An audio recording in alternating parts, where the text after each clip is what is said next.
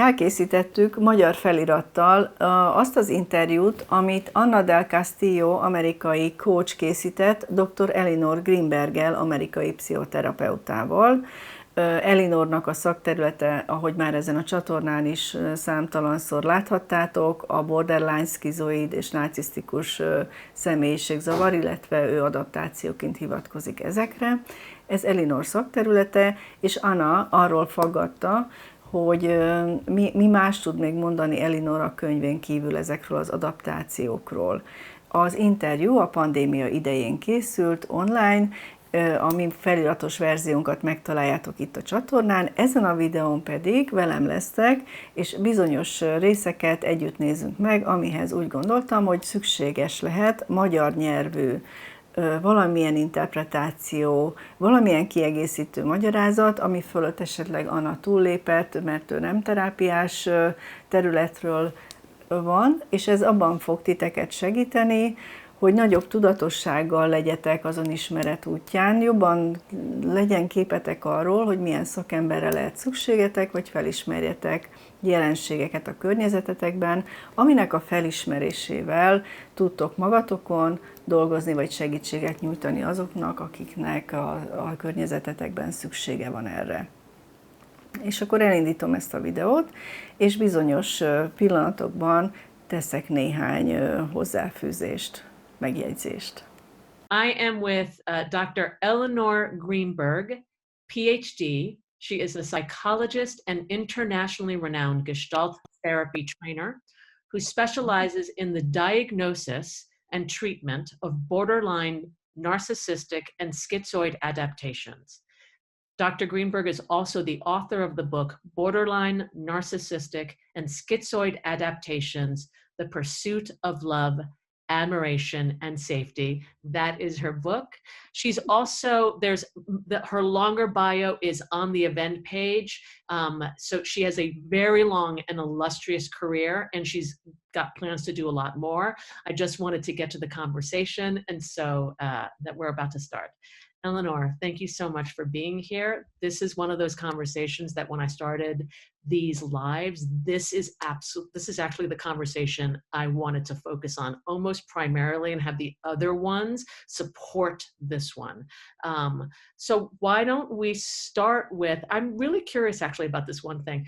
How did you even get interested and involved in this particular field of study? My family of origin gifted me with a lot of understanding of all the different ways people could be dysfunctional on both sides. And I loved many of them. And I knew that highly dysfunctional people with personality disorders could also be good friends, relatives, people who took care of you, generous. So that was my background. And then I've been on my own since I'm 16. Really? I was homeless on the streets of New York for a year.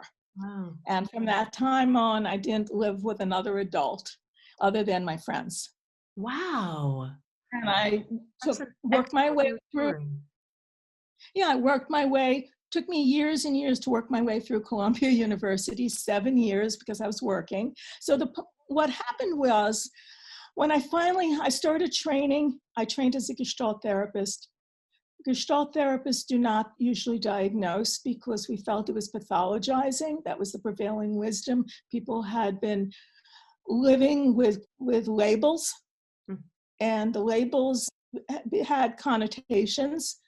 So the belief was we didn't have to. We would just work with what emerged. Dr. Greenberg Gestalt terapeuta, de ő a nagyon ritka szakemberek egyike, aki analitikusan is képződött a Gestalt terápia mellett, és ezért megjelenhet, illetve a videóban többször felmerül az a különbség, hogy melyik pszichoterapeuta címkéz, és melyik nem. Ugye a borderline, narcisztikus és szkizoid személyiség, ezek címkézések, a Gestaltban viszont nem címkézünk. És ehhez készítettem egy magyarázatot,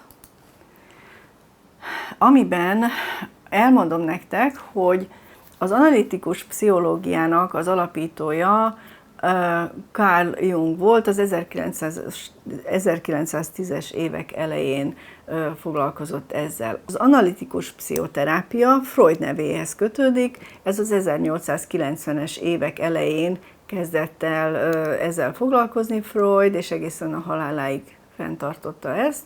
A gestalt terápia pedig Fritz Perls nevéhez, német pszichoterapeuta nevéhez fűződik, aki az 50-es években feleségével, Laura Perls-szel kezdte népszerűsíteni a gestaltterápiát azzal, hogy 1952-ben New Yorkban megalapította az első gestalt intézetet.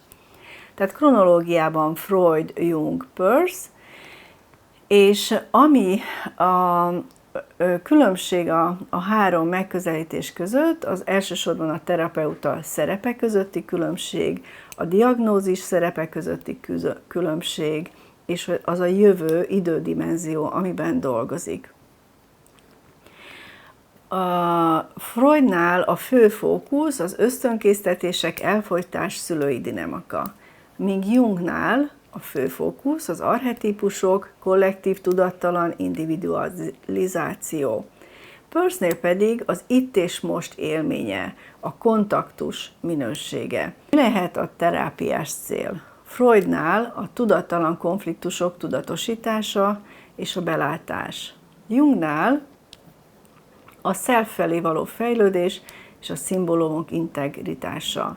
Perlsnél pedig a tudatos jelenlét, felelősségvállalás és a kontaktus. A terápiás szemlélet a Freudnál a determinisztikus, múltra orientáló, míg Jungnál szimbolikus és spirituális is lehet. Perlsnél pedig a gestalt terápiában fenomenológiai, élményalapú és testorientált, testtudatú. Idődimenzió, amiben dolgoznak. Freud féle analitikus pszichoterápia múlt fókuszú, míg Jung a analitikus pszichológiában múlt és jövő fókuszú, és számára fontos a transzcendencia. Perlsnél pedig a gestalt terápia kimondottan jelen fókuszú, az itt és mostról beszélünk. Tehát ezek azok a különbségek, amíg az analitikus pszichoterápiát, a Jung-féle analitikus pszichológiát és a gestalt terápiát megkülönbözteti, és mindhárom esetében a terapeuta szerepe más. Freudnál egy semleges értelmező szerepe van a terapeutának, Jungnál egy egyenrangú kísérő, ugye Jung-féle vonalra építkezett később Carl Rogers is, a segítő beszélgetéssel, tehát egyenrangú fejlődés támogató a terapeuta szerepe, míg a gestalt terápiában Perlsnél partneri, aktív és időnként provokatív. Szóval ez a három fő vonalnak a különbsége, és ez alapján, ezt azért tartottam fontosnak elmondani, hogy az interjú alatti beszélgetéseket tisztában tudjátok követni. And then I realized in my first year of actually being in serious private practice that there was a subgroup of my clients that I didn't understand what was happening.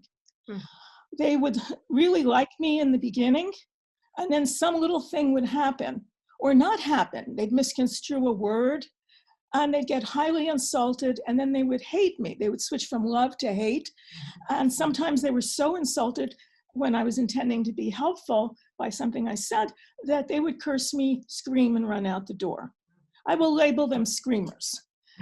Insulters, they would devalue my worth as a human being, and this was a person who's been telling me I'm saving their life 2 sessions ago. Szóval, amiről itt beszélni fog Anna, és megkéri Elinort, hogy fejtse ki, az maga a polaritás. A polaritás egy alapvetés a gestalt terápiában, mint olyan valami, ami itt a Földön mindennek is az alapja. Nincs egyik minőség, anélkül, hogy megélnénk a másikat. Alapvető hétköznapi nyelven nincs éjszaka nappal nélkül, nincs apály dagály nélkül, nincs fény árnyék nélkül, és a polarizáció, a polaritás, a két végletesség egy fenomenológia, a gestalt terápiában, hogyha észreveszünk, a terapeuta felismer valamilyen polaritást, két szélsőséget, amiben a kliens megnyilvánul, akkor az egy kimondottan fókuszált irány lehet a terápiában, és akár gyakorlatot is lehet rá készíteni. A lényege a polaritásnak nem az, hogy elnyomjuk ezt, hanem éppen ellenkezőleg az ellentétek elfogadása, integrálása a két szélsőségnek, mert ha el tudja fogadni a két szélsőséget a kliens, mint egy tudatosított valamit, ami van, akkor később képes lesz a két szélsőség közötti végtelen számú ponton különböző módon megnyilvánulni azon a területen, ami a jelenkori szituációban, a jelenben megfelelő, és nem anakronisztikusan van a jelen helyzetében, vagyis időszerűtlenül. So I said, after the one I could understand, someone's quirky.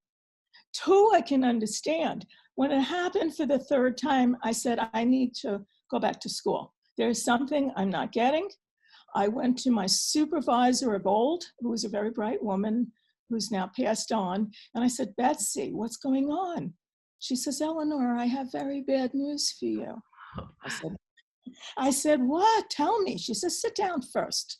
What is it, Betsy? You're going to have to go back to school and study psychoanalysis because the analysts are the only ones talking about this. And you don't speak psychoanalysis. You know, that's not your working language. How long ago was this? Well, I went into practice in 74. And within a year of that, I realized I need to start studying something else. So I said, but what am I studying? What do you call it? Because I didn't even have a name for it. And at that time, names keep changing. It was called character disorders, which then became personality disorders, which I've renamed adaptations. But in my book and in my language, I switch back and forth. Szóval ez a lényege Elinor egész munkásságának, hogy a személyiségzavarokat adaptációként kezeli, vagyis a mindenkori megküzdésére a kliensnek a jelen helyzetben, és azt mondja, hogy nem feltétlenül csak patológiaként lehet erről a 3 személyiségzavarról beszélni, és ezt járja körül amúgy a könyvében is, és az egész életét erre tette fel, hogy ezt tanítsa és megossza velünk, és akkor itt kitérnék arra, hogy mi a különbség az adaptáció és a személyiségzavar fő jellemzői között. Adaptációs jellemző a borderline-nál az érzelmi instabilitás, az impulzivitás, elutasítástól való félelem és kapcsolati ingadozások. A személyiségzavar fő jellemzője egy borderline személynél instabil énkép, intenzív érzelmi hullámzások, önkárosító viselkedés és instabil kapcsolatok. Tehát amikor egy borderline személyiség adaptációként éli meg önmagát, akkor például az önkárosító viselkedés egyáltalán föl sem merül, teljesen funkcionális a személy a társadalomban, az életében és a családjában. A narcisztikus adaptáció jellemzői a külső megerősítés keresése, sérülékenység elutasítása és empátia hiánya. Egy narcisztikus mindent megtesz, hogy ne sérülhessen, és folyamatosan keresi a pozitív megerősítést, egy állandó szkennelésben van. A személyiségzavar, narcisztikus személyiségzavar fő jellemzői pedig a grandiozitás, empátia hiány, mások kihasználása, törékeny önértékelés. Tehát amíg egy narcisztikus adaptációként van jelen, akkor például az empátia hiány akár föl sem tűnik, mert tanult társadalmi viselkedések mentén jól funkcionál. A szkizoid adaptáció jellemzői az érzelmi elszigeteltség, kapcsolatok elkerülése, védekezés, csalódások és szorongás ellen. Míg a személyiségzavar fő jellemzője a szkizoidnál az érzelmi hidegség, társas érdektelenség, belső élmények szegénysége. Because what happened was I didn't know the name of what I was seeing. I didn't know it had a name. I thought it must. Other people had observed it. And so I was deeply hampered in those days before the internet that I couldn't find information. And it became like a show because I went to every place in town that was giving a lecture or a class on borderline personality disorder that I could get into, and on narcissistic. I didn't know about schizoid yet. Yes. And I couldn't find someone I wanted to study with. They didn't seem to know much more than me, but they just didn't seem to be effective, what they were suggesting, or so academic that I couldn't transfer it over into my practice. They were speaking lots and lots and lots of jargon that I had to learn. So then I started flying up. I figured, well, they must know it at Harvard. There's lots of smart people at Harvard. They offer continuing ed. Long range short, that's what got me into it. I ended up at the Masterson Institute after 3 to 5 years of researching this with other institutes, and stayed there long enough to go on faculty, about 10 years, was personally supervised by Masterson. All that time, I was translating it into Gestalt therapy and teaching it to Gestalt therapists in their language. So I became bilingual. That's amazing. So for people, by the way, people are signing in and saying hello from all over the world: Moscow, Australia, New York, California, like all over the place. And for some places it's 4 o'clock in the morning. So that's how excited they are to be here and present to like this particular conversation. By the way, for those who are here and listening, please feel free to ask questions. If you're curious about something, if there's something in the conversation that you want to know more about, just put it in the chat and I will ask Elinor. So this is much your conversation as it is our conversation. What I love what you're saying is, and I'm actually like moved by it, is you're like, you as a human being, your incredible determination that even at like, you could have had that story and been like, all right, I'm just going to fall over and like sort of, you know, just lame everybody and sort of die. But you didn't do that. You were like, no, I'm going to get into Columbia University and I'm going to actually like that's just a remarkable story and a remarkable human being that you did that, but that you had this passion and curiosity for knowledge about what was going on, and you didn't just write people off. You were definitely coming from a place of, how do I help and support the people who are coming to see me and understand why they're doing the things that they're doing? Yes, exactly. And what I found was the prevailing wisdom. When I said that my first clients, because I really, in the beginning, I was focused on borderline, but I didn't realize there were schizoid clients in there. The prevailing wisdom was everybody advised me not to, all my colleagues. People were saying very unhelpful things like, these people can't be helped, they'll sue you, you're going to need to double your malpractice, hire a lawyer if you're going to help that group, things like that, you'll never succeed.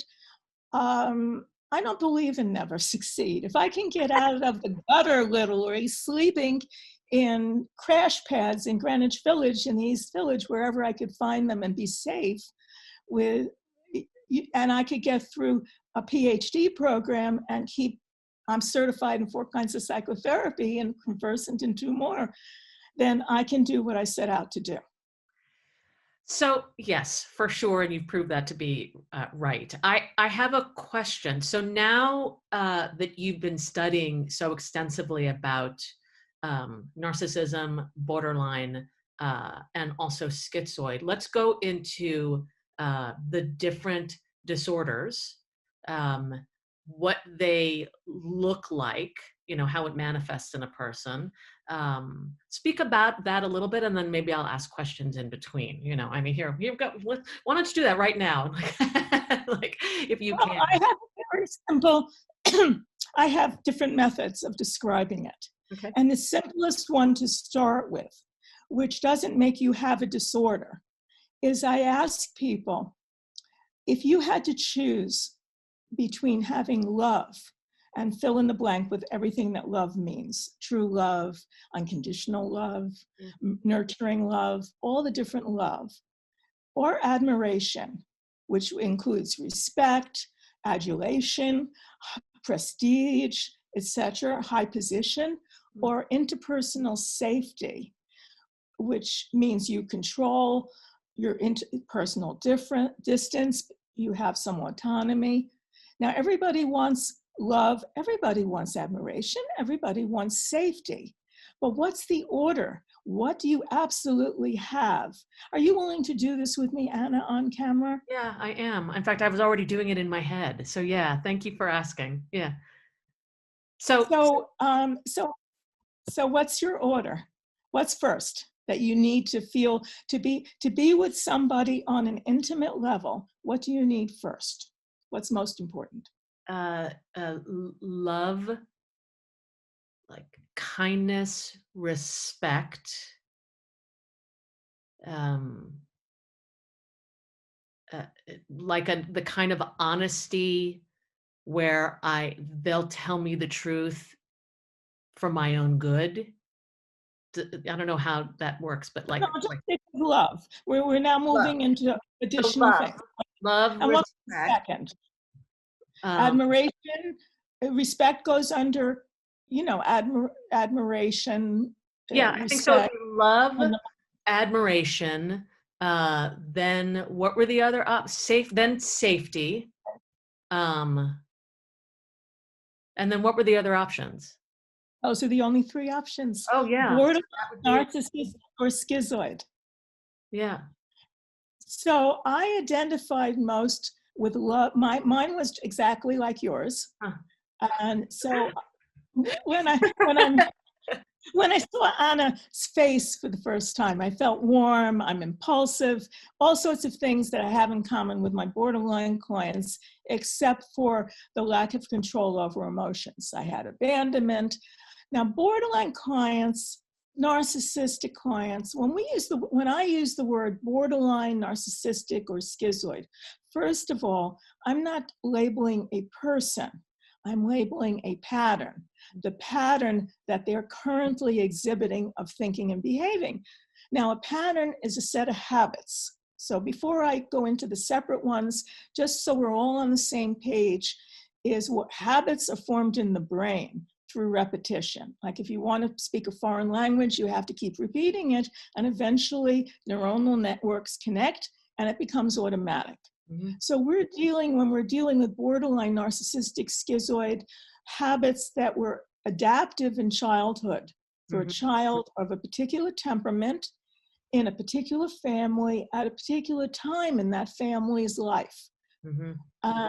That why time is important is it brings in fate. If your home is burnt down, if you're at war, if you're an immigrant, all sorts of things will affect it, not just your parents' mothering and parenting style, but it's a whole. And so a little child adapts as best they can. And the borderline essentially, in most cases, cut a borderline deal. This is Ralph Klein's work. He talked about the deals you cut when you're a kid. Yes. So I wanted to give him a shout out if he ever hears this.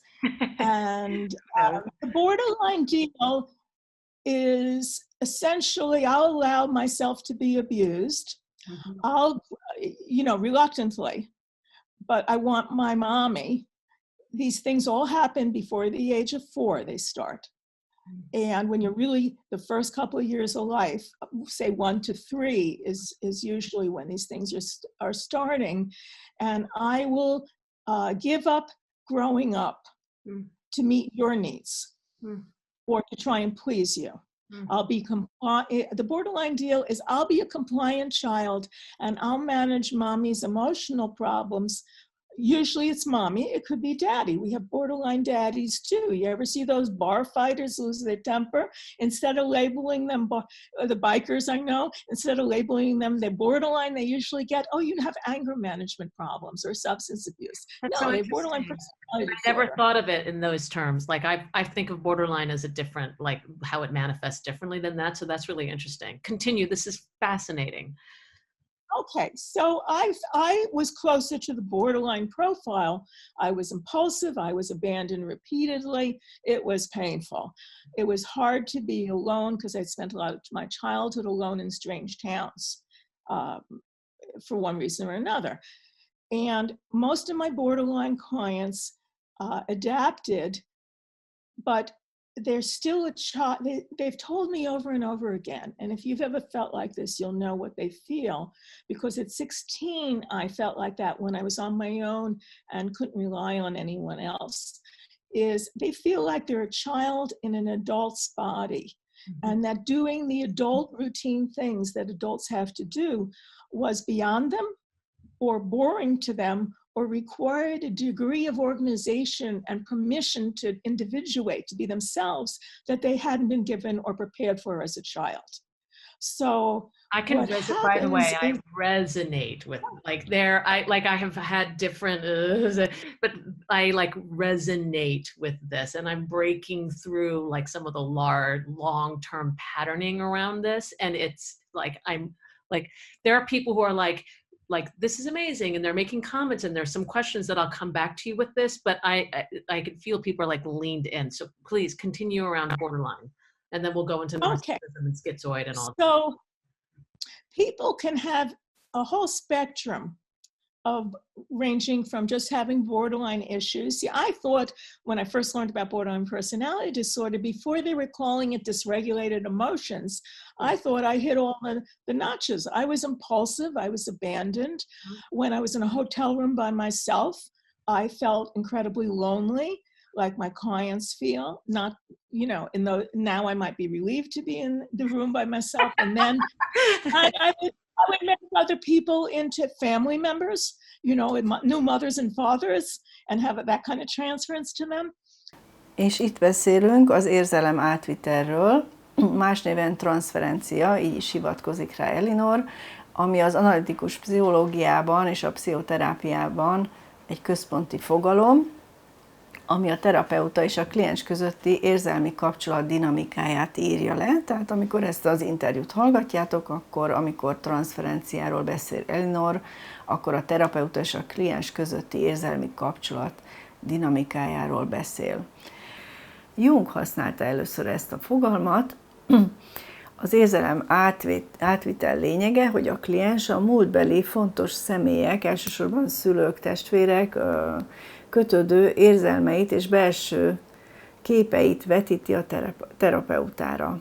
Ezek az érzelmi minták tudattalanul ismétlődnek a terápiás helyzetben, így a terapeuta tükröt kap a kliens belső világáról és a konfliktusairól. Ez az átviteli dinamika lehetőséget ad a tudatosításra és a személyiségfejlődésre, mert a kliens így újraélheti, megélheti és átdolgozhatja korábbi érzelmi élményeit. A pszichoterápiában általánosan az érzelemátvitel a kliens azon hajlamát jelenti, hogy a terápiás kapcsolatban olyan érzéseket, elvárásokat és attitűdöket fejez ki a terapeutával szemben, amelyek valójában egy másik személyhez kötődnek. És a terapeuta feladata ezt felismerni, tudatosítani és tükrözni a kliens felé. And I would always have, because the borderline narcissistic and schizoid start forming so early in life when you're still one-on-one bonding with your mother. So I would form friendships that would replicate that bond. And then I knew when I kind of graduated out of it to post, you know, what Freud would call Oedipal age, you know, 5 or over, because a third person would come in. I could then be in trios, just like in a family with a mother, father, and a single child. And I grew out of that, but it's still comfy for me. Mm-hmm. So if you find that you're instant bonding, I still do that. I bonded to Anna like in 2 minutes of looking at her profile and getting the invite. Anna, is that truth? Yes. What's it from your point? Yes. You saw. Do the same, absolutely. And for sure, I do the same thing. Yes. Yes. And so everybody a lot of people who were borderline, well, we have this instant bonding to people. Now, there's a whole range of people. Some people became borderline the hard way. Okay, a worse way than me. Physical abuse, sexual abuse, violence, people trying to murder you. I mean, really, really dreadful things. And they got, if you became borderline because you were devalued by a malignant narcissistic parent as worthless, you're carrying a lot of feelings about what names you were called and how you were treated. So sometimes borderline comes in a package where the person feels, I am ugly and unlovable. Sometimes that person shows up in my office and they're not ugly and they're not unlovable, but that's their conviction. So they might, instead of being impulsively joining, they would be frightened and distancing for fear that you're going to reject me because I'm unlovable, unwantable, I can't control my emotions, etc. down the line. And I've been told all these awful things. Mm-hmm. Is this clear? It is. The reason why I'm looking to the side, just so that you have know what's going on, is that I'm reading people's comments and questions. And so whenever I look to the side, it's because I'm reading like what people's questions might be about what you're talking about. Yeah. Now, I'll just briefly define narcissistic schizoid in this kind of very simple way. It's far from complete, but it'll give you enough of a knowledge. Now, if you have a narcissistic adaptation, there was a different deal. The narcissistic deal is based on domination and admiration. Usually there's a head narcissist in the family who calls the shots. This can go in a number of ways. Some narcissists will support, I call it the we are great family. If you achieve, you get love and you get narcissistic supplies, respect, and things like that. But your real self goes unacknowledged. Mm-hmm. It's only your achievements that count. Mm-hmm. So the real self of the borderline goes unacknowledged because people are too busy doing whatever they're doing in her life to really think about his life, her life. I want to be, anything I say about one gender, sex, please apply to the other. I try to use they, but when I use it in writing, my editors cut it. They haven't caught up yet. It doesn't matter what sex, it's people-based. Yes, yeah. People-based things. So if a child person grows up in a narcissistic family, there's three possibilities. They are only rewarded. They will be rewarded and taken care of if they live up to the standards of the family, mm-hmm. whatever that is. Mm-hmm. And if there's a disconnect because you don't have those particular talents, like you're a creative person born into a super academic family who doesn't value creativity but values how many papers you write a year and what college you get into, it's a mismatch. Mm-hmm. The narcissistic parent devalues the person who's the mismatch in that case. So going on, if your parents, some people have a parent that says, worship me and be my assistant, but never surpass me. And as long as you give them adulation and total respect, they will give you goodies. But God forbid you surpass them in anything. Most healthy parents want their children to surpass them, sacrifice for their children, put money aside for their children's education, and if their children do wonderful things, they're happy to be surpassed. Yeah. Or if their children are happy, you get surpassed, happy, you get the thing. But narcissistic parents who are competitive with their own children won't reward you, they'll devalue you, they'll put you in your place. You'll begin to feel very insecure. You'll start giving up authenticity, construct a false self that's more pleasing to your parents. The worst deal is when you have a failed exhibitionist parent or malignant narcissistic parent, and they are bitter or they are angry and they are hurtful and destructive. And they don't get narcissistic supplies from you being great, and they don't get narcissistic supplies from you being nice. There's Snow White's evil stepmother. They want to destroy you. By the way, Richard Gere plays a malignant narcissist, in my opinion, in the movie Pretty Woman. He spends his life. Yes. I will illustrate it with pop things. Me too. This is amazing. Okay. Now, I trust many people have seen the movie Pretty Woman. He plays I guess a billionaire hedge fund mergers and acquisitions man, and he hates his father. and he has endless money, and he loves to take over companies against their will, run by powerful men who on an unconscious level represent his father. And then he takes apart the companies in front of him, giving away their life's work to watch them be disappointed. That is classical malignant narcissistic behavior. They thrive on destruction. Some narcissists thrive on construction. They give pediatric units to the hospital. So you have white knights and black knights in the terms of the Arthurian legends, people who want to be famous and for saving people, and people who want to destroy. And that's what they want to know. They want you to fear them. So if you grow up in that home, you are destroyed. You're likely to have schizoid personality disorder, not borderline or narcissistic. So I know both of the other ones, and I'm really curious about schizoid personality. So schizoid has nothing to do with schizophrenia. Schizo is a Greek version, I believe, of a Latin word, or a Latin version of a Greek word meaning split. So it's applied as a misnomer to a lot of disorders as a prefix. So there's schizotypal, schizoaffective, very serious disorder. Schizophrenia, very serious disorder. The last two are psychoses. Schizoid personality disorder is not a psychotic disorder. It is, you may have a predisposition in some very extreme cases. We all have genetic predispositions to personalities that are more vulnerable or more resilient, things like that. But under the onslaught of malignancy, my schizoid clients decide that they decide this usually by age 7. So if you've thought about this at around age 7, you might consider the safety aspect, if that's important to you, interpersonal safety. Because my schizoid clients, they couldn't trust anyone to take care of them.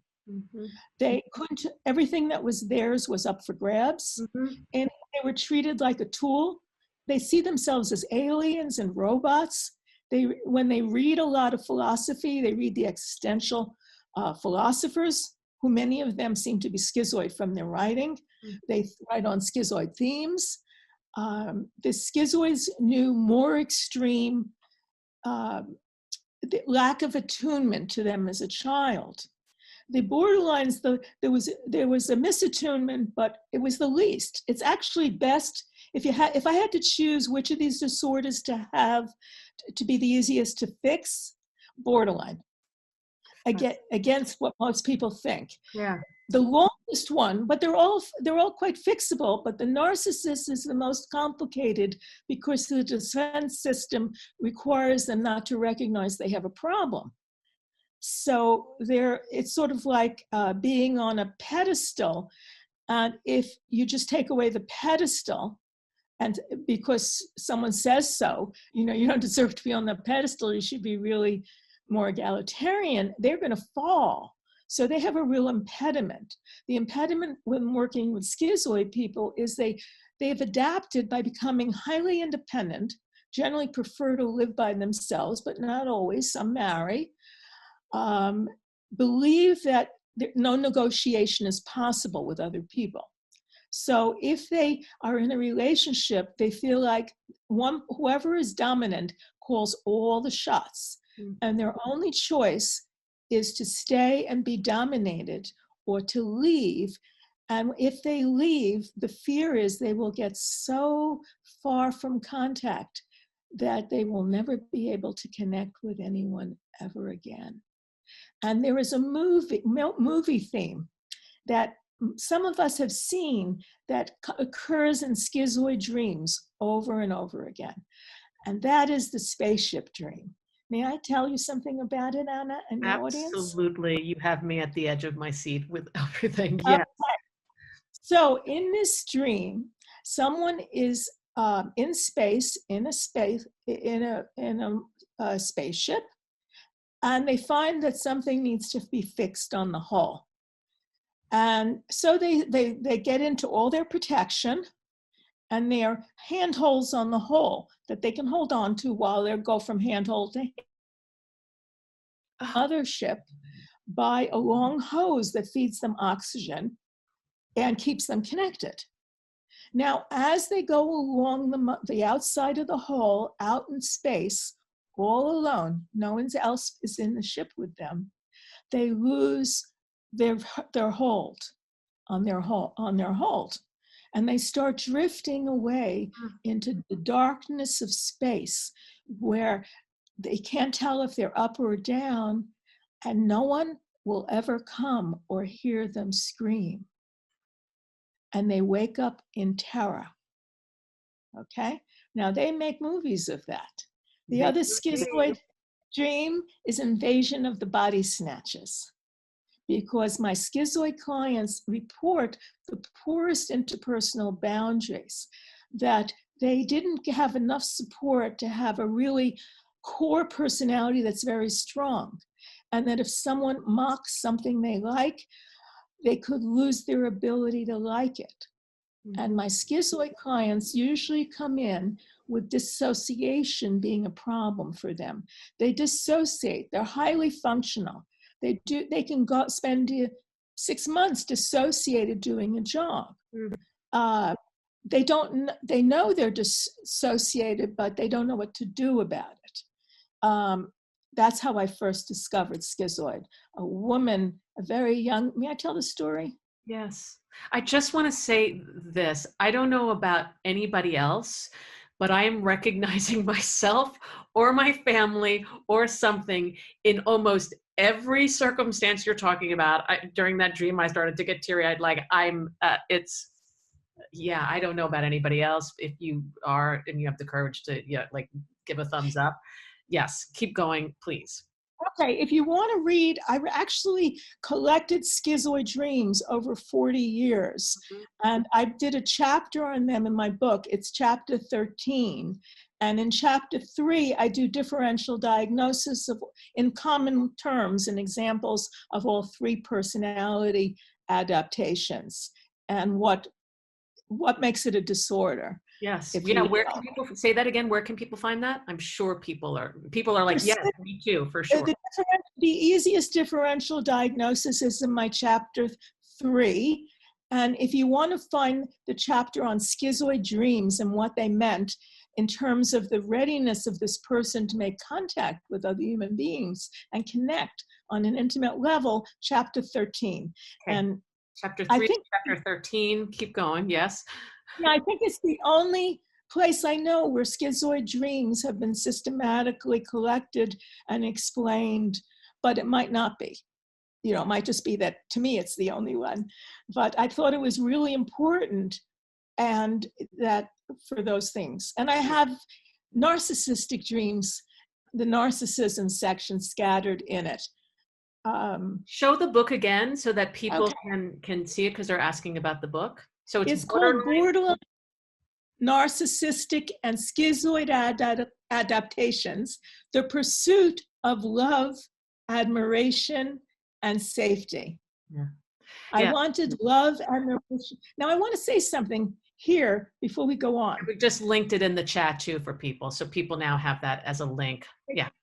Yeah. I want them to see it because the things mean something. The heart is the symbol for my borderline clients, okay? They love. The star, the golden star shining, is for my narcissistic clients. And the key, the antique key with the heart in the handle, but the lock part ahead of it, that's for my schizoid clients. I was torn between that and a nautilus shell who need protection. I wanted symbols that didn't shame anybody, that they could be proud to have, to be represented by. And I'm trying to be the sheltering trees that give people a little cover while they grow and evolve. Itt Elinor az amerikai könyv borítójáról beszél, és számára ez ezért fontos, mert nagy alapossággal terveztette meg a borítót. Érdekesség, hogy, és Magyarországon gyakorlatilag elképzelhetetlen, hogy Elinor, mint analitikus pszichoterapeuta és gestaltterapeuta egyben az amerikai tarot központi iskolájában tanít, és számára a tarókártyának a szimbolikája nagyon fontos, és úgy gondolta, hogy a könyv borítójában is ezt jeleníti meg. És itt arról beszél a videóban, hogy a szív, a csillag és a kulcs melyik személyiség adaptációra utal. A szív a szeretet miatt a borderline személyiségre, a csillag, a csillogás miatt a narcisztikus személyiségre, a kulcs pedig, aminek amúgy szív alakú a markolata, a szkizoid személyiségre utal. A fa pedig a borítón Elinorra, aki mindezeknek a személyiségnek a megtartó támogatója.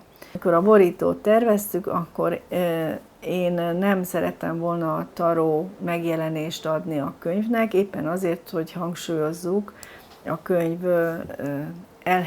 elhelyezkedését a szakmai palettán, viszont megtartottuk az aranycsillag, a kulcs és a szív szimbolikáját úgy, hogy ez egy gyönyörű szép kulcsban jelenik meg a grafikán, és egy ilyen neutrálisabb háttérrel. Elinornak nagyon tetszett a magyar megoldás, és nagyon hálás volt érte. So that's what that's about. And I had a tarot artist, I'm going to give Robert Place, who I highly recommend, who's also a historian, and you can read him on Quora or on his website, who did this and who totally understood and was the first person to tell me that I should speak to tarot readers at conferences about personality disorders. And I did. And I became I became psychology consultant to a tarot school, and I trained in tarot, and I have 3 degrees in tarot from the tarot school, www.tarotschool.com. The best people in the world, Walden, Ruth, Amberstone, and if you want to see some of my articles using their projective techniques, tarot cards that they invented with my clients, I wrote 3 or 4 papers that are online. You go to the website tarotschool.com and you press on the side articles, and up I will come with some articles. I'm still psychology consultant, and I've presented at 3 tarot conferences. I also want to include as well that you can go onto Quora as well, Quora, I think that's Quora. And in fact, Ruth Kim is in there like plugging away and putting all the links in there, which is amazing. She's prolific on Quora. So all of this and more is in her books, and also in the tarotschool.com where Ruth just linked, and then also on Quora. It's just, she's a prolific, and also on psychology. There's also another. Yeah. I was invited to do a blog for Psychology Today. Yeah. And my blog is called Understanding Narcissism. And if you go to the online Psychology Today thing, you'll find my articles. I have about 52 articles. Last night, I posted a new one in honor of Anna and the show to have something fresh for her to connect to. We're going to post it in just a second, so you'll see that. Yeah, in fact. Okay. Yeah. So my mission, should I talk about the mission? Yeah, first, before you go there, talk about your mission, but then I also want to start giving people some tools, if possible.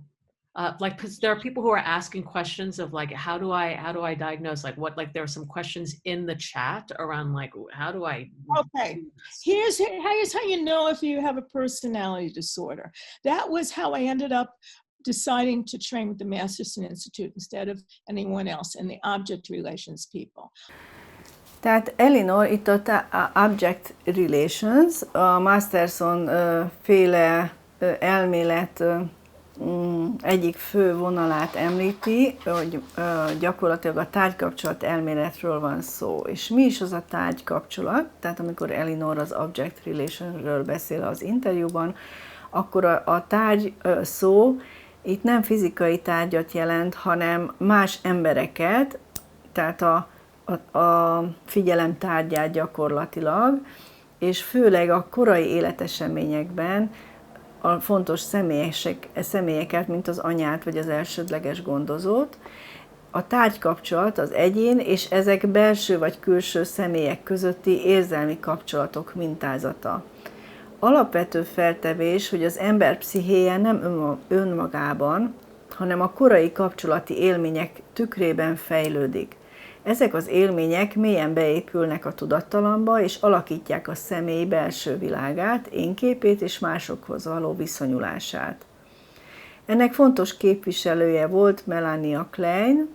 Ő hangsúlyozta, hogy a korai anya-gyerek kapcsolat jelentősége nagyon fontos, és bevezette a belső tárgy fogalmát, azaz a valós személy pszichés reprezentációját. Aztán valószínűleg hallottatok már Donald Winnicottról, aki az igazi anya és az jó, illetve az elég jó anya koncepciót vezette be, hangsúlyozva a környezet és a gondozó szerepét az egészséges én kialakulásában. A terápiás jelentősége a páciens korai tárgykapcsolati mintázatai ismétlődnek gyakran a felnőtt korban is, és ezeknek felismerés, tudatosítása elsődleges feladat. Tehát gyakorlatilag a tárgykapcsolat elmélet megmutatja, hogyan hatnak korai kapcsolati élményeink az egész életünkre, és hogyan lehet a terápiában ezeket felismerve változást elérni.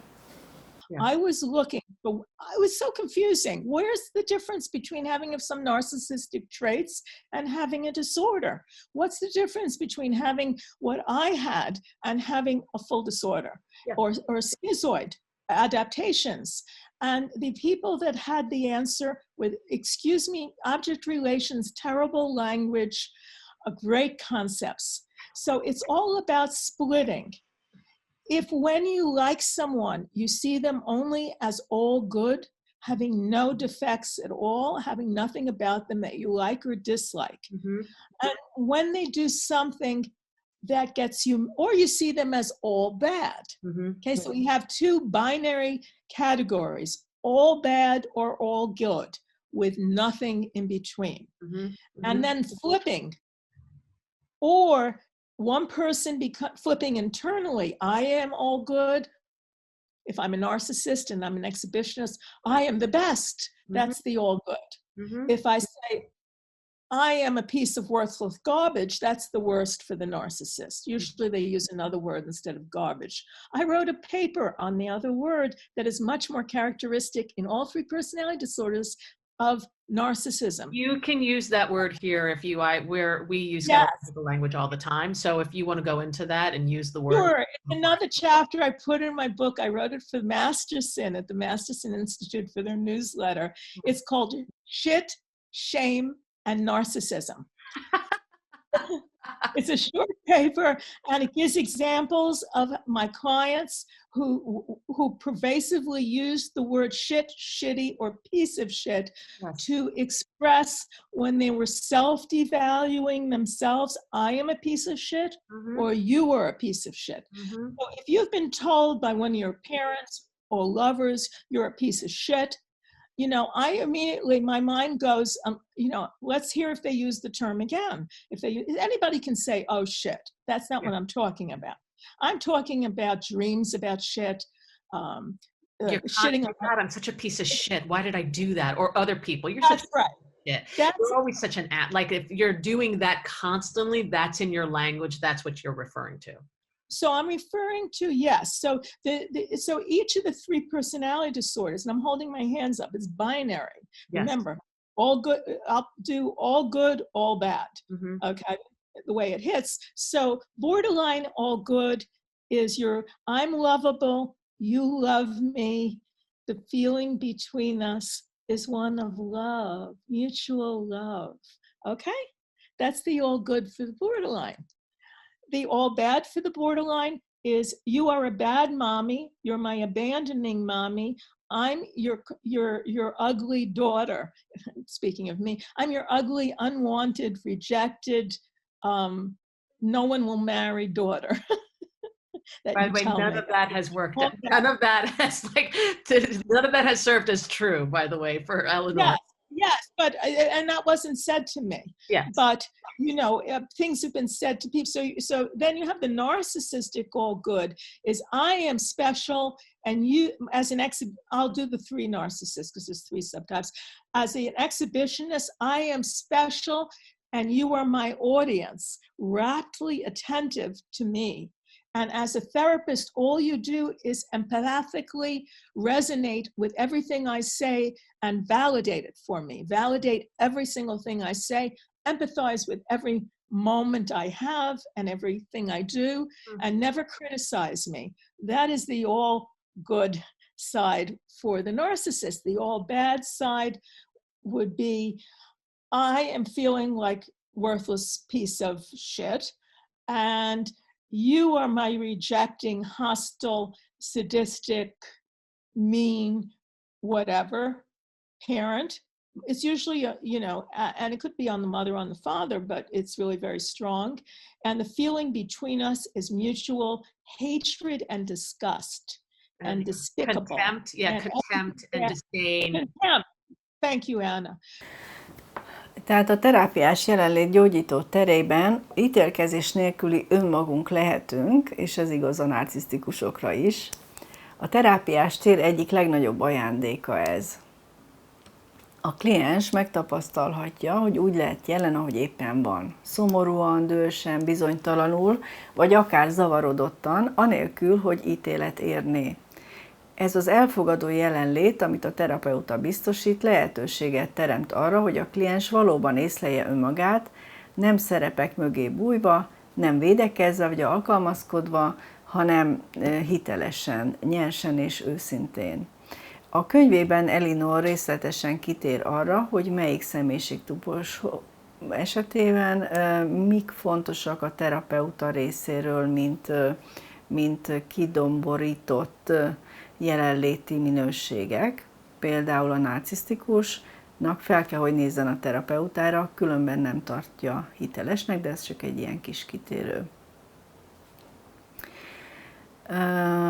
Gyakorlatilag a legfontosabb az, hogy a narcisztikus adaptációval élőknek a legnehezebb terápiában maradnia, hiszen mindent kritikának észlel, és ezért nagyon könnyen acting out-ol, vagyis elhagyja a terápiát, mert nem tolerálhat semmi megkérdőjelezést, és ezért kell nagyon óvatosan, ha egyszer egy narcisztikus terápiába kerül, akkor óvatosan dolgozni vele.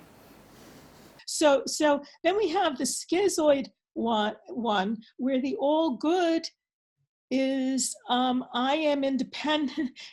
I'm independent. I don't need anybody. And you are willing to keep your distance. You're willing to let me set the distance, and you're not going to approach me unasked. You're not going to tell me what I'm feeling or what I'm thinking or take what's mine. And that's an all good situation. I am safe. I'm the one who's in complete control over every single thing, and that's the only way I can feel safe. That's right, of mine. I don't need to control you, but I need to control my distance from you and not let you penetrate me. Mm-hmm. And the all bad is I am in existential dread. Mm-hmm. I feel like I'm so disconnected from life that I'm entirely going out of existence on some way, but I'm in the living body. And my life is meaningless. I will just have to endure meaninglessness and loneliness and nothingness till I die. That is such a like I literally, you're talking about so many things that I literally can see myself, or like that particular feeling that you're talking about is this profound dissonance between like the world and life is happening around you and people are laughing and you're like, I remember being in those moments where I'm just like not attached to the world, not attached to people, and can barely even be in there. And it's just like as though I'm so far from what's happening. This horrible feeling. All of the things that you're talking about, I sort of can recognize and see myself in. So, okay, yeah. Just one thing here. So if you have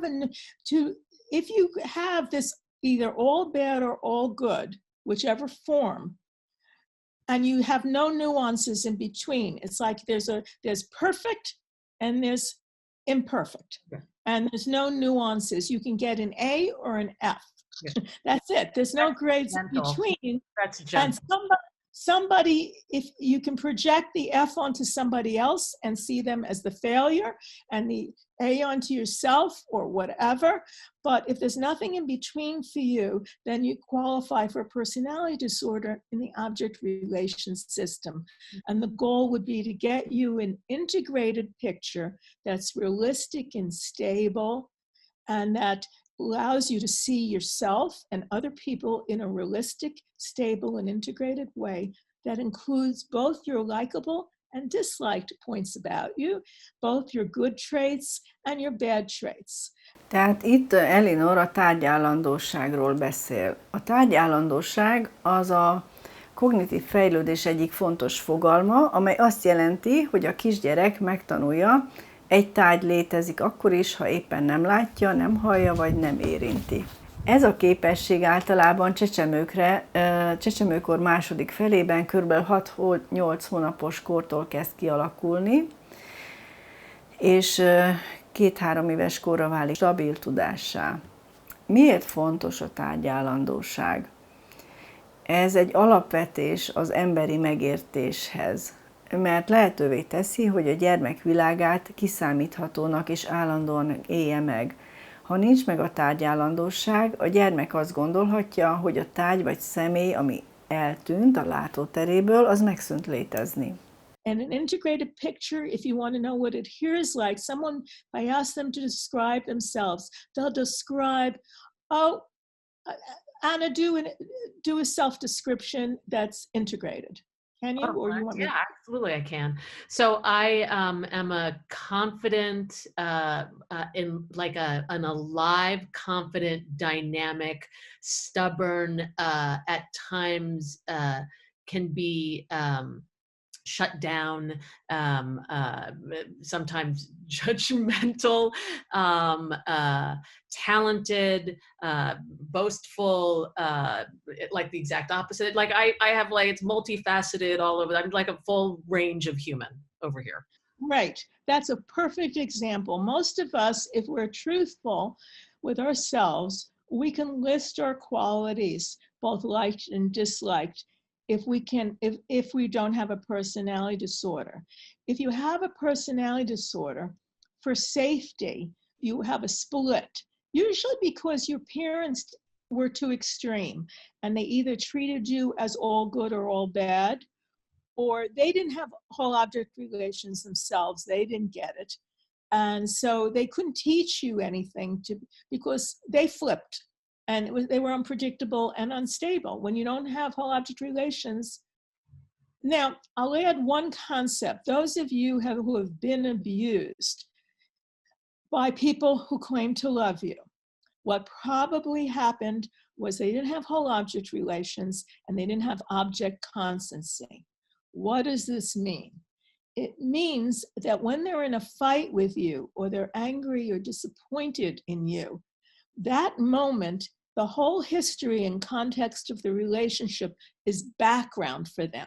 They can't access it. They're in the moment of disappointment or anger, and you are seen as all bad. And therefore, they have no limits to how much, except their inner limits, that they will punish you for whatever it was that was done to them, whether it's verbal devaluation, giving you the cold shoulder, screaming at you, hitting you, abusing you in terrible ways. That's what's going on very often when somebody kills their mate and then afterwards in a fight, and afterwards is cradling them in their arms, crying, saying, but I love them so much. I can't understand this. I want them back. They lost whole object relations. They lost object constancy, which depends on whole object relations in the fight. So if you're with someone that doesn't have whole object relations, some people can maintain all good for quite a long time. Some people lose it every 10 minutes. with every word you say, like with certain narcissistic clients that I'm with, they can't keep they can't keep all good for a day. Mm-hmm. Mm-hmm.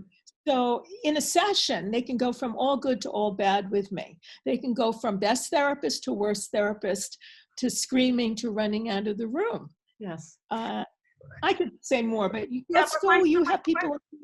So my question to that is, oh God, you're kidding me. We have 12 minutes left. How is that even possible? Oh my gosh. Okay.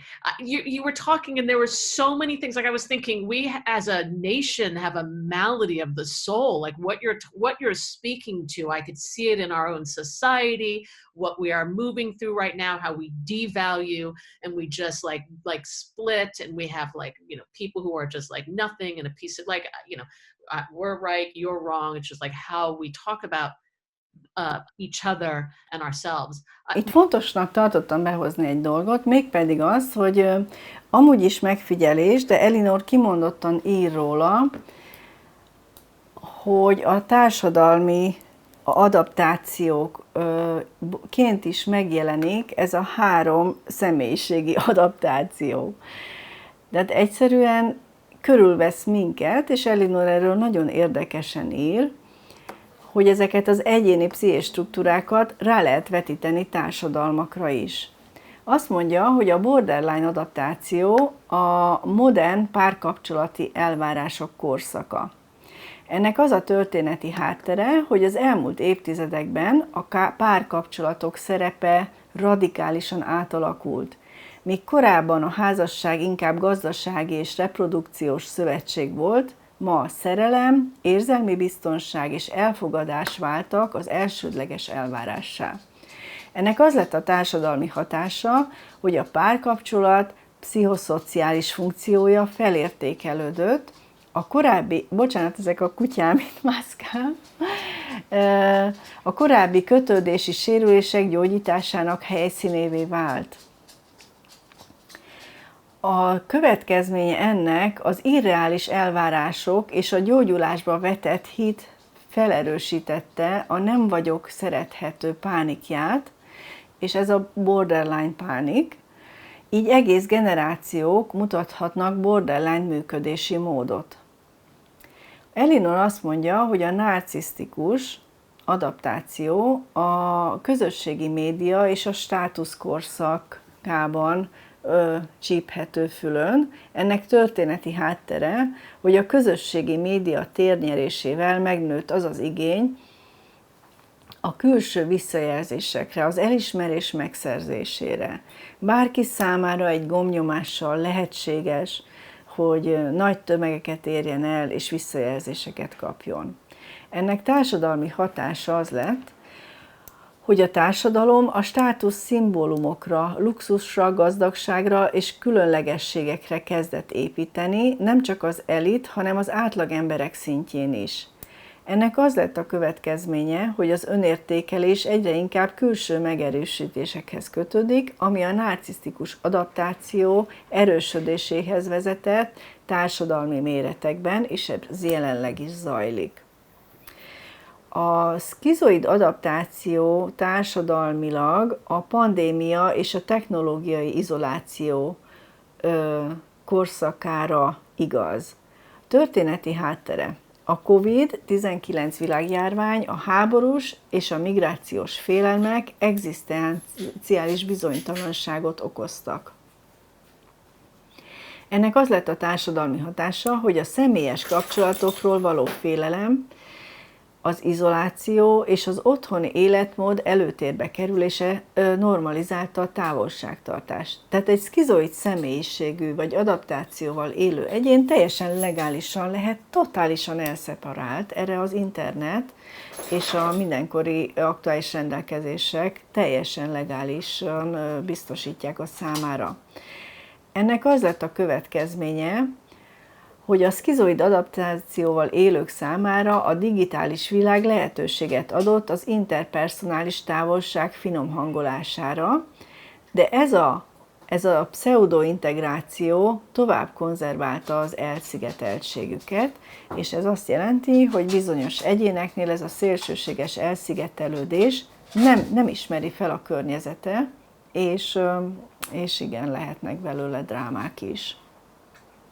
Így lehet gyakorlatilag összefoglalni a személyiség adaptációk társadalommal kapcsolatos jelenségét. My question inside of everything you're talking about is, how do we individually create the nuance and the gray in between the black and white of what you are speaking about? Oh, I wrote an article on that, and how to. I have two posts. One's posted on Quora, the short versions, because Quora favors short posts, and I get 800 to 14 or 1,500 words on my site today. So, there's a lot of writing that she has about that. There's a link on Psychology Today on my blog. There's an article called "How to Get Whole Object Relations as an Adult." Okay. And I had to get it from me. I was very close. That was my other question, was how did you get, like, I know for me what I did, but how did you get it how did you build that spine up for yourself so you weren't like being, constantly reactive towards what was going on out there? Well, for me, I realized that I was fairly close to it. So I had to figure it out for me. I had been in therapy, but no therapist had ever diagnosed me because I was so functional. If you're highly functional, you're unlikely to get a diagnosis unless you're a narcissist, because narcissists devalue many people publicly. So it's very easy to see their inner workings, what's going on with them. But schizoids, nobody even notices, and I can't tell. But for the whole object relations, I realized that if I constructed a photo album, I have good visualization. Some people have photo albums. Some people are list makers. It doesn't matter. I'll tell you how to do it right now. It's not that hard.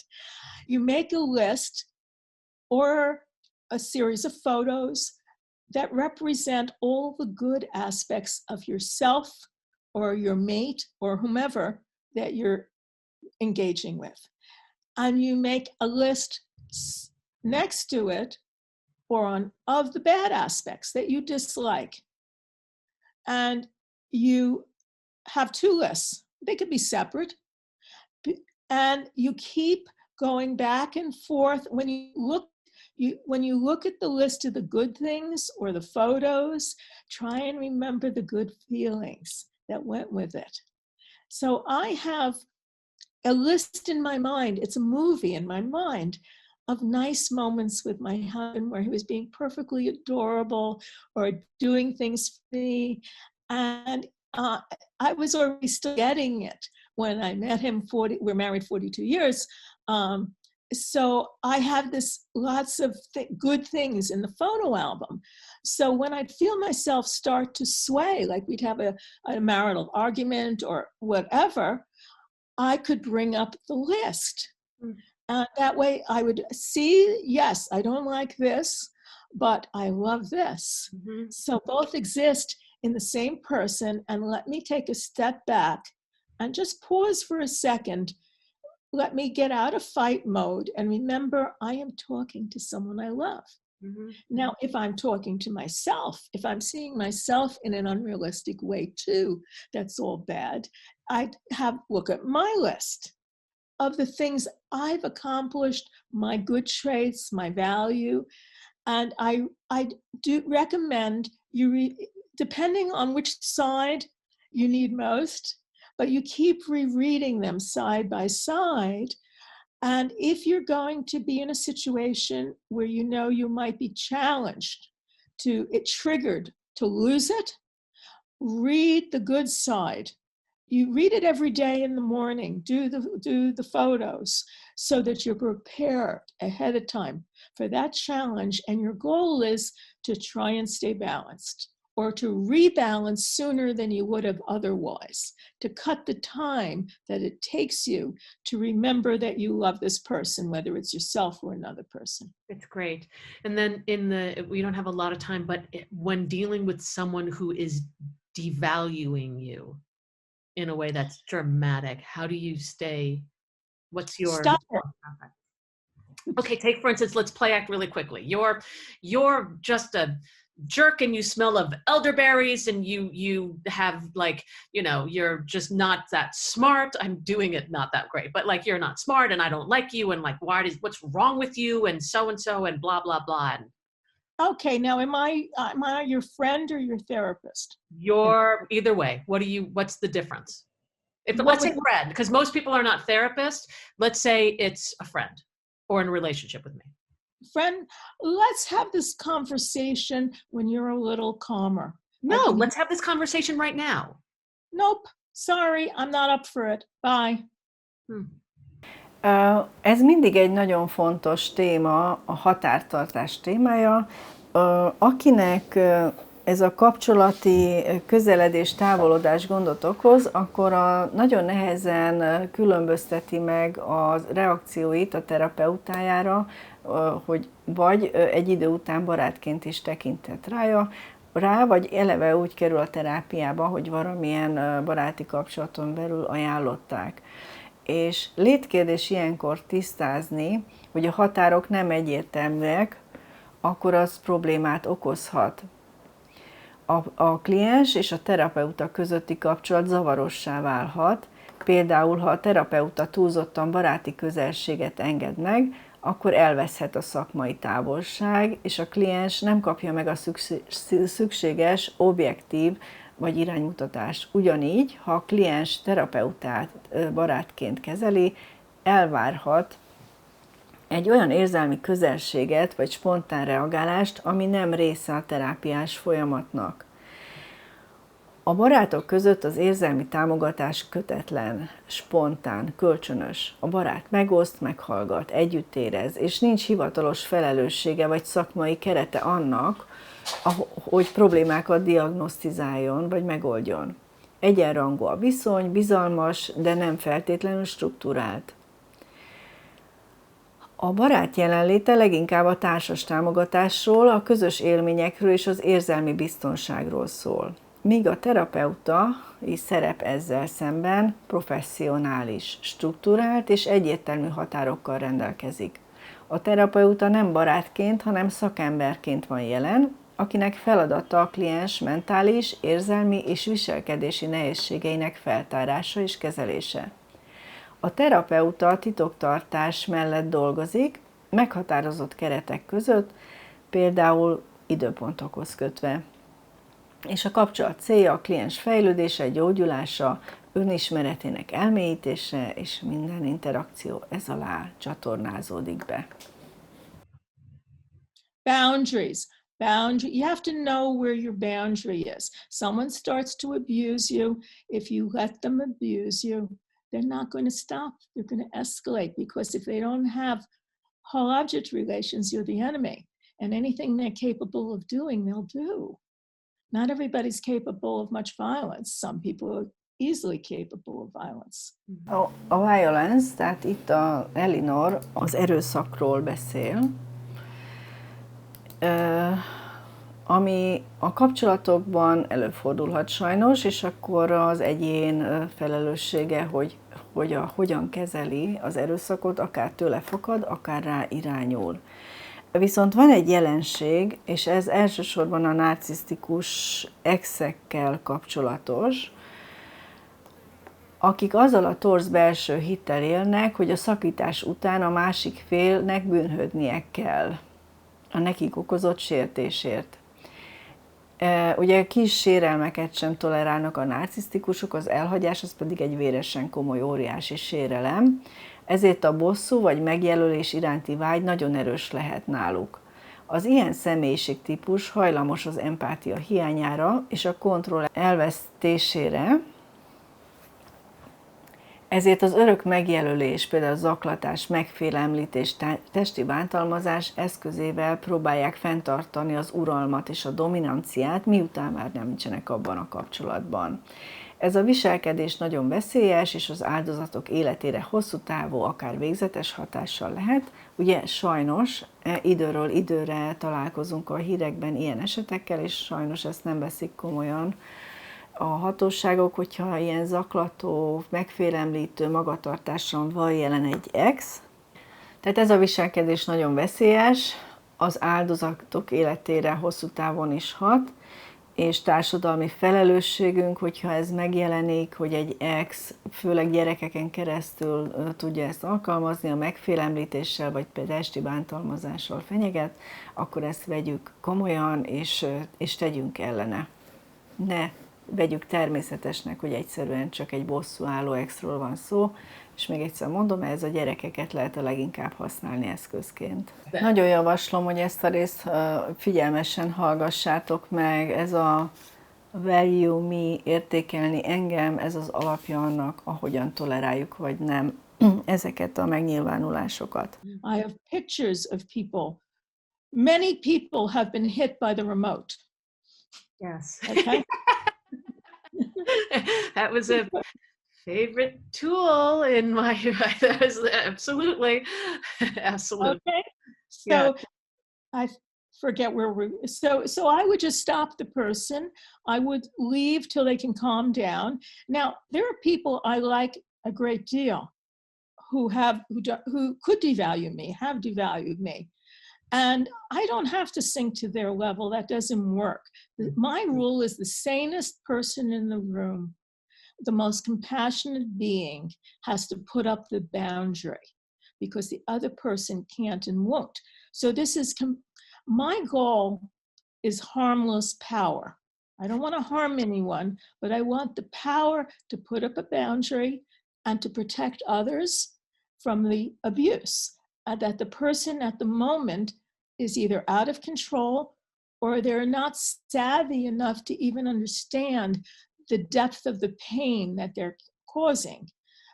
One other little thing. Yes. Narcissists lack emotional empathy. Now, this is really a problem.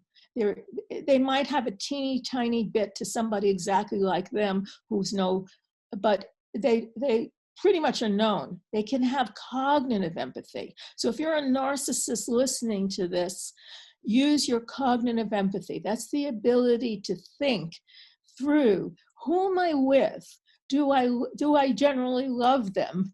You can use your cognitive empathy to prevent abuse. The emotional empathy protects to some degree, because if you have emotional empathy, it's like watching someone hit their thumb with a hammer. You automatically tense. You can't hit that person easily. It's very hard to do real physical damage to someone if you have strong emotional empathy.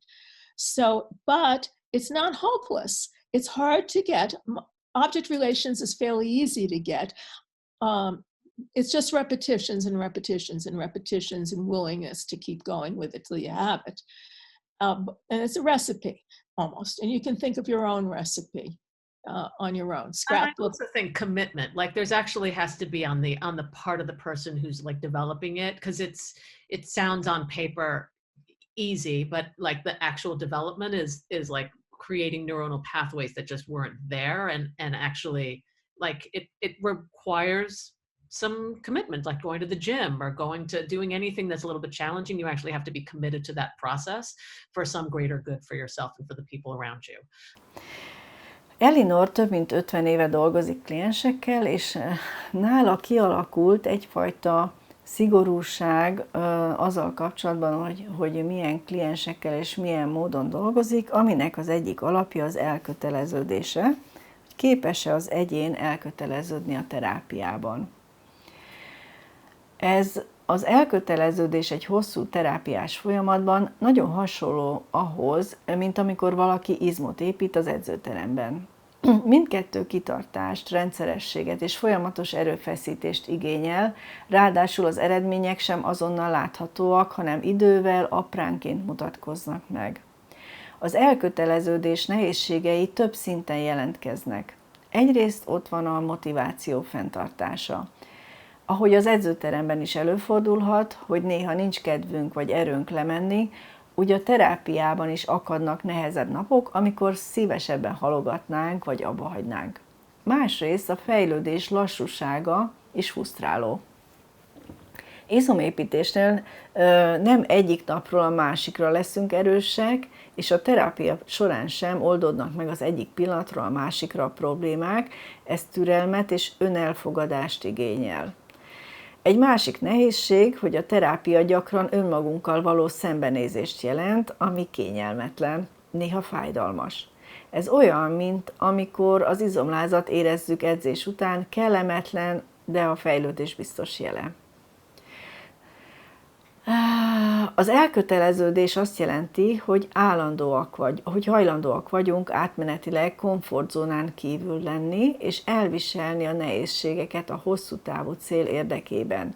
Konzekvensen figyelni, és adott esetben akár házi feladatokkal is foglalkozni.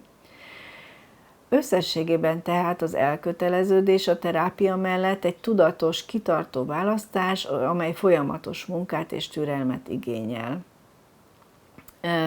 Amikor megingunk, akkor ne feledkezzünk el arról, hogy az eredmények nem azonnal jönnek, a rendszeresség elengedhetetlen, a tudatos self kidolgozásával teljesen új perspektívák, lehetőségek nyílnak meg, és ezért dolgoznunk kell. Átrendeződnek a kapcsolati dinamikáink, és azzá válhatunk, akivé születtünk, egy teljesebb, kompetensebb önmagunk lehetünk. We have, it's unbelievable to me, 3 minutes left.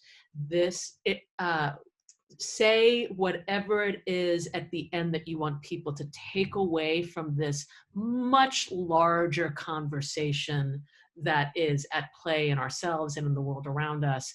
Anything that you want us to take away from this conversation.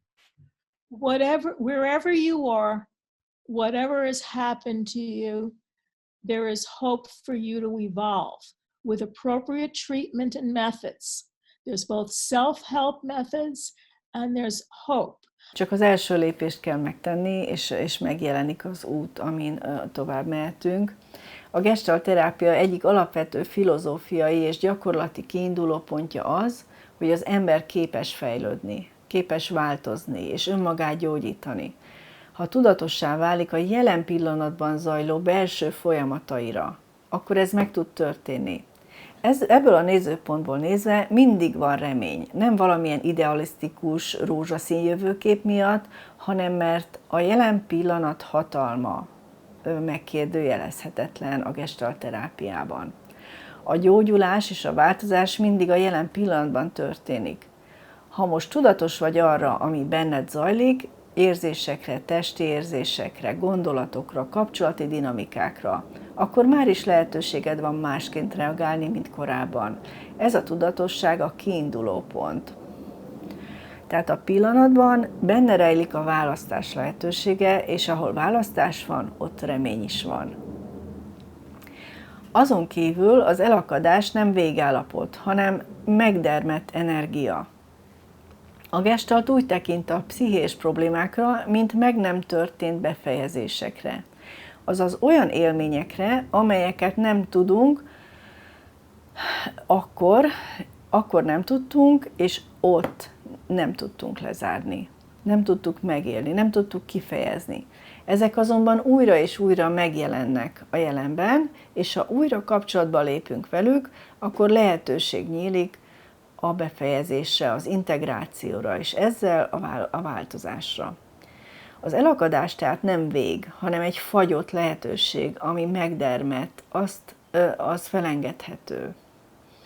Az egész rendszer gyógyulni akar, ez egy sajátosság. A gestalt emberképe szerint az ember egy önszabályozó organizmus, amely mindig egyensúlyra, teljességre, harmóniára törekszik.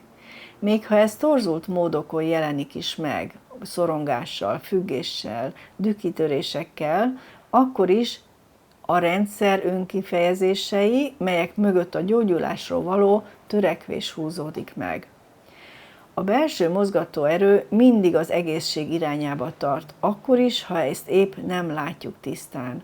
Az egyén elsődleges motivációja a túlélés, és ezért a tudattalanunkban rejtő igazságok mentén mindig a túlélésre gyúrunk. Amiről aztán kiderülhet, hogy anakronisztikus, nem a jelen időnek megfelelő túlélési mintázat, és éppen ez a munka. A kapcsolatban van a gyógyulás kulcsa. A gestalt terápia számára a terápiás kapcsolat élő, valódi, itt és most történő interakció, amelyben az ügyfél, vagyis a kliens újfajta tapasztalatokat szerezhet önmagáról. Ez azt jelenti, hogy ha korábban kapcsolatokban megsérült, most lehetőség nyílik egy új, elfogadó, figyelmes térben újra formálni a kapcsolat élményét, és ezáltal a saját identitását is képes újra formálni. A kapcsolat nem csak sebez, hanem gyógyítés, és ez új reményt ad a kapcsolódásra. Viszont bátorság és kitartás kell hozzá.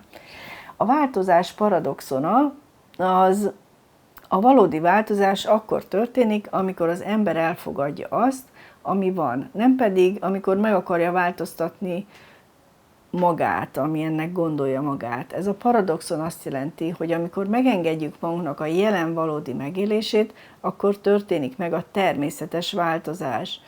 Ezt Arnold Beisser elmélete alapján a gestalt terápia egyik alapvetése. Tehát a remény nem a jövő irányába tol, hanem visszavisz önmagadhoz, ahol már most is elindulhat valami új. Ez egy fontos momentum, hogy a reményhez mit rendelünk hozzá.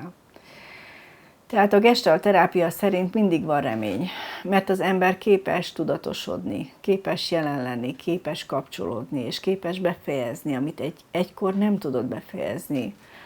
A múlt nem zárja le a jelent, a jelenben pedig mindig ott van a lehetőség, ha bátran szembenézzünk ezekkel.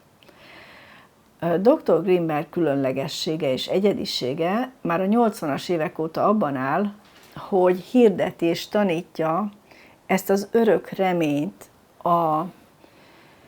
és nem skatujázza be a személyiség adaptációval élőket.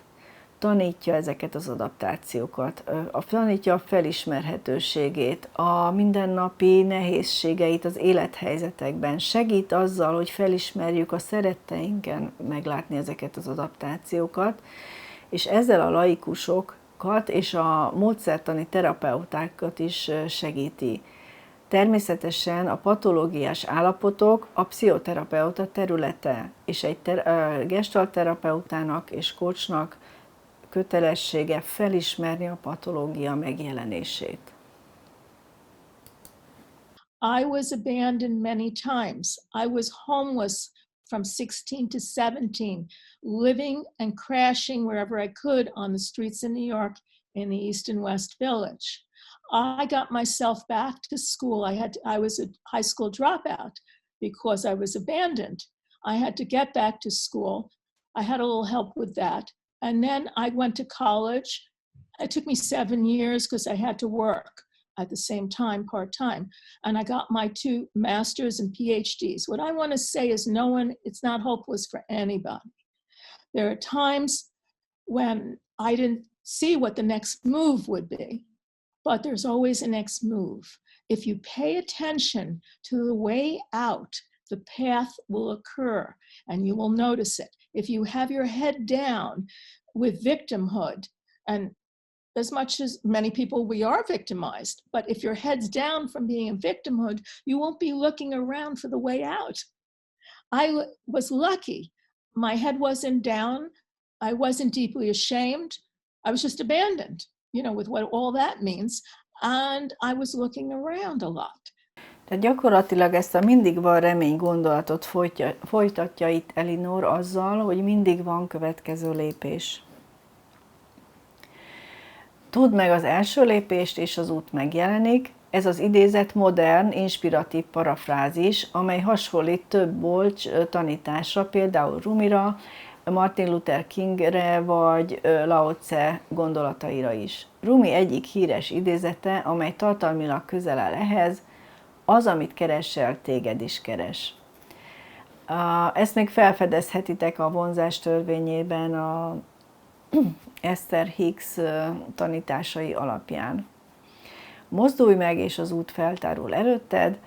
Ez egy ilyen parafrázis, amit használunk, és az első lépés megtétele, még ha nem is látod az egész utat, elindít egy folyamatot.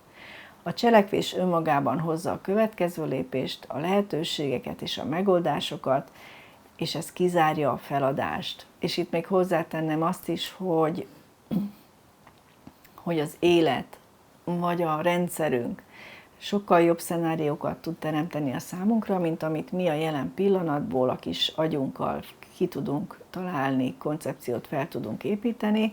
Ha elindulunk az úton, és hagyjon, hogy megjelenik, amit tud, az legtöbb esetben sokkal több, sokkal fantasztikusabb, tartalmasabb, mint amit mi tudunk az emberi agyunkkal megtervezni. And I could see way out. And I also, for those of you who are on a spiritual path, connect with the divine energy of the world.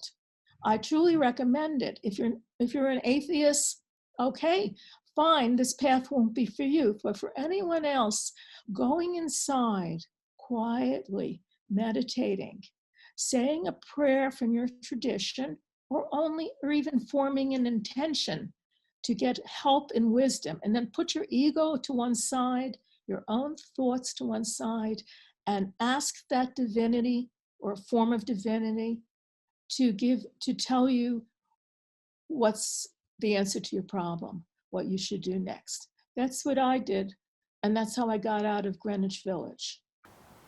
Tehát itt a hitről beszél Elinor, illetve hogy hogyan tudjuk ezt megtapasztalni. A kedvenc mondatom, hogy amikor valaki mondja, hogy ő nem spirituális, akkor mindig gondolom, hogy nagyon ügyes vagy ügyre egyes, mert a spirit, angol szó, lelket jelent, és hogy nem tudunk nem spirituális lények lenni, mert lelkünk van mindannyiunknak, azt senki sem mondja magáról, hogy neki nincs.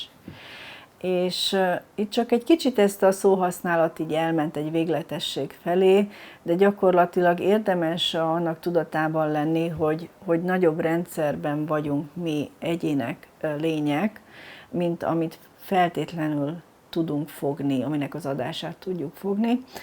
És ebben segítenek azok a technikák, amik általánosak, mint például a meditáció, és ugye milyen nehéz jól meditálni, vagy az olyan mozdulatok, amik ahhoz segítenek, hogy az elme egy kicsit megpihenjen és ne koncepcionáljon állandóan. A humanisztikus terápia szemlélete szerint a hit nem csupán vallásos értelemben értelmezhető, hanem sokkal inkább az önmagunkba, az emberi fejlődés lehetőségébe és az élet értelmébe vetett bizalomként jelenik meg. Transzcendens hit vagy spiritualitás, illetve a kvantumfizika, ezek ilyen jelenleg minket körülvevő szavak, viszont nem minden humanisztikus terapeuta foglalkozik spirituális kérdésekkel, de sokan elismerik, hogy a hit akár valamilyen magasabb rendű erőben, akár az élet értelmében jelentős erőforrás lehet a gyógyulásban. A humanisztikus szemlélet teret enged annak, hogy a kliens a spiritualitás, a vallás vagy bármilyen személyes hitélmény mentén értelmezze a saját életútját. A lényeg nem a dogma, hanem az élmény mélysége is az, hogy ez hogyan segíti az önreflexiót és az önazonosság kialakulását. A hit egy belső erőforrás lehet. A humanisztikus pszichológia egyik alaptézise, hogy az ember képes a növekedésre, fejlődésre, ha megfelelő környezetet biztosítunk ehhez. Viszont szükség van hitre abban, hogy változhatok, abban, hogy van értelme az életemnek, és hogy képes vagyok új választásokat hozni. Carl Rogers szerint a kliens rendelkezik mindazzal a potenciállal, amire szüksége van a fejlődéshez. Ez a belső potenciál csak akkor tud kibontakozni, ha a kliens hisz önmagában, még akkor is, ha ez a hit kezdetben a terapeuta részéről érkezik, mint tükrözött bizalom. A hit a kapcsolatokban is egy fenomenon. A humanisztikus terápia fókuszában ott van a hit a másik emberben, abban, hogy ő is képes változni, képes kapcsolódni, képes gyógyulni. Ez egy mély emberi bizalom, ami a terápiás kapcsolat alapja. A terápiás kapcsolat nem hierarchikus, hanem partneri. A terapeuta nem vezet, hanem jelen van, és ezzel közvetíti, hiszek benned, Hiszem, hogy képes vagy megtalálni a saját utadat. Ez a fajta hit gyakran az első lépés ahhoz, hogy a kliens újra kezdjen hinni saját magában. A hit a változásban. Gyakran, amikor valaki terápiába érkezik, nem hisz más semmiben. A humanisztikus terápia egyik célja, hogy fokozatosan újraéleszte ezt a belső meggyőződést, hogy lehetséges a változás, hogy van értelme az életének, és hogy méltó a szeretetre. A humanisztikus pszichológia a jelen pillanatra épít, és arra, hogy minden ember képes új döntéseket hozni. A hit itt nem egy elvont fogalom, hanem egy konkrét belső erő, amely újra rendezheti az életét annak, aki elég bátor ahhoz, hogy megengedje magának ezt a fejlődést. És ehhez ad példát Elinor, amikor elmeséli az ő tínédzser korát, hogy milyen toxikus felnőttekkel volt körülvéve, és számára 16 évesen jobb volt utcán élni homelessként, mint a toxikus szülőkkel, és hogyan lett belőle sok diplomás felnőtt, úgy, hogy utcán élve dolgozott, és onnan járt főiskolára, később egyetemre. Úgyhogy nagyon érdekes az életútja, és tényleg javaslom, hogy nézzétek végig ezt a 60 perces interjút. Magyar nyelvű könyvkiadóként feladatomnak tartom ezt a fajta edukálást. Folyton felbukkanó és elhangzó pszichológiai szavak és kifejezések megfigyelését, lelassítását, egyfajta edukációt, hogy segítse a megértést, és a megértés segíti azt, hogy minél több mindent tudjunk elolvasni, illetve minél jobban érthetőek legyenek számunkra a szakértői videók is. Erre jött létre ez a csatorna, és ezért arra kérlek, hogyha érdekel ez a téma, és feltételezem már itt vagy, akkor ne felejtsd el megnyomni a feliratkozás gombot. És köszönöm a jelenlétet, és hogy itt voltatok velem.